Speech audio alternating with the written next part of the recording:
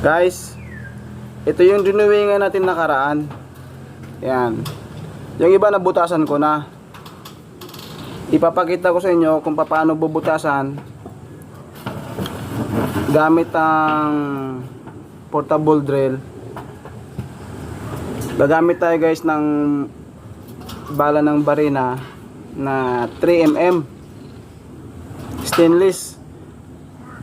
Pag bumili kayo nito guys sa Lazada guys, make sure na yung pang stainless ang bibilhin nyo, kasi itong 304 na stainless na 6mm ay matigas talaga. Recommended ko sa inyo guys, ang bilhin nyo dormer pang stainless. Papakita ko guys kung paano tayo mag-drill. Dahan-dahan lang guys, huwag nyong bibiglain para hindi mabali yung